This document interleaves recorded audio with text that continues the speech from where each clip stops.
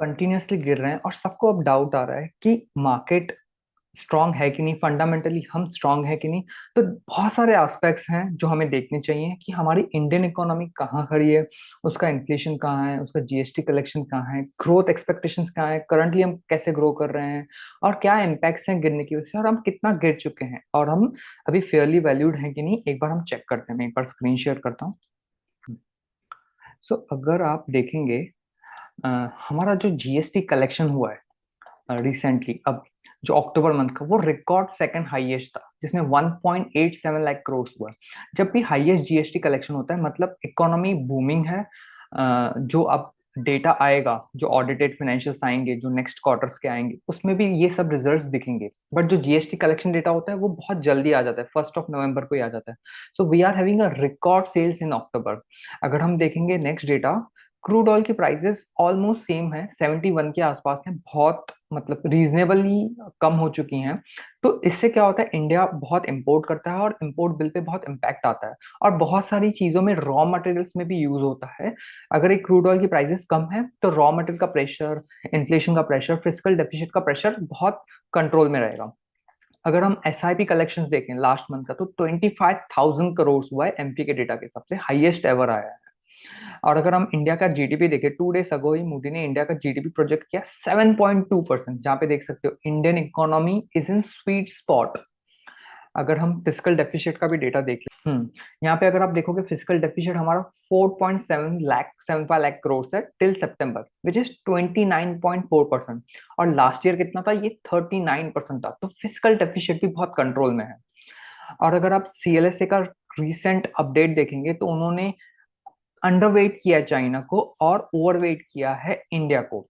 इसका मतलब क्या हुआ है, रिसेंटली जो फॉल आया था, अगर आप हम निफ्टी का एक बार चार्ट देख लेते हैं, निफ्टी कंटिन्यूअसली गिर रहा था, उसमें से सबसे बड़ा रीजन था एफआईआईएस का निकालना पैसा। कोई कोई ट्रिगर्स नहीं थे, कोई जैसे पहले ट्रिगर्स आए थे, कोई वॉर हुआ, नोटबंदी हुई थी, जीएसटी इंप्लीमेंटेशन के टाइम वॉलेटिलिटी थी, कोविड आया था। बट यहाँ पे कोई भी रीजन नहीं था, कोई भी ट्रिगर नहीं था, except FIIs for selling, and they were selling for investment to be done in China, जो पहले प्रिडिक्ट किया था सीएलएसए ने। But now they have again turn the turn the in favor of India because of Trump re-election, and they believe that there will be a US-China trade war which will benefit India. So you can see continuously हम कितना गिर चुके हैं, एक बार देख लेते हैं। हम पीक से ऑलमोस्ट 11%, निफ्टी ही 11% गिर चुका है, और बहुत सारे क्वालिटी स्टॉक्स हैं जो 20%, 30%, 40% तक भी गिर चुके हैं। अगर मैं एक एग्जांपल दिखा दूं आपको, कोलगेट जैसा शेयर देख लेते हैं।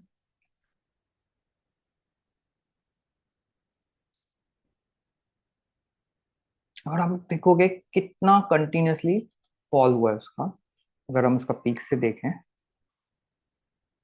It has fallen 30%। Colgate company, मतलब नो बडी विल स्टॉप, मतलब कोई भी स्टॉप नहीं करने वाला है पेस्ट करना। बट ये ट्रिगर्स ऐसे ही होते हैं, बहुत सडन होते हैं, बहुत फास्ट होते हैं। तो बहुत सारे क्वालिटी स्टॉक्स 30-30, 40-40% डाउन है। और अगर आप देखोगे, देर इज एन एक्सपेक्टेशन जो अब दिसंबर की मीटिंग में होने वाला है, वहां पे आरबीआई से एक्सपेक्टेशंस हैं कि वो अपने रेट्स को कट करे, जिसके बहुत सारे bank, small finance bank, NBFC को बहुत बेनिफिट होगा। और अगर आप देखोगे बहुत सारे बड़े बड़े आईपीओ जैसे Hyundai मोटर, बहुत सारे बड़े आईपीओ इस साल में जो ड्यू थे वो हो चुके हैं, तो पूरा जो पैसा उसमें स्टक होना था वो भी निकल चुका है, अब भी लिक्विडिटी है। और अगर हम कोर इन्फ्लेशन का डेटा भी देखें, वो अगर हम उसमें से फूड प्राइसेस निकालते हैं, it's around 4%, which is also, inflation is also control. तो अगर इतने सारे इकोनॉमी के फैक्टर्स कंट्रोल में हैं, और अगर हमारा निफ्टी ऊपर से 10% गिर चुका है, सो अगर हम निफ्टी का फॉरवर्ड पी भी देख रहे हैं तो वो ऑलमोस्ट 1920 के आसपास है, जो बहुत और रीजनेबल है। सो यहाँ पे कोई प्राइस पे वो बेस बना सकता है, क्योंकि जो ये फॉल जो होना था कंटिन्यूस बेसिस पे, वो इंडियन इकोनॉमी के रिलेटेड कोई रीजन नहीं था, वो सिर्फ एफआईएस का आउटफ्लो था। और यहाँ पे डीआईएस एसआईपी के थ्रू बहुत सारी इन्वेस्टमेंट्स कर रहे हैं, तो यहाँ पे बेस बनना चाहिए एटलीस्ट शॉर्ट टर्म में। जिस और फर्दर फॉल मुझे दिख नहीं रहा है कि यहाँ से और फर्दर फॉल होगा। बट फिर भी आप अपने हिसाब से, अपने ड्यू डिलिजेंस के हिसाब से और एनालिसिस कर सकते हैं। वो भी आपको हेल्प करेगा। Thank you.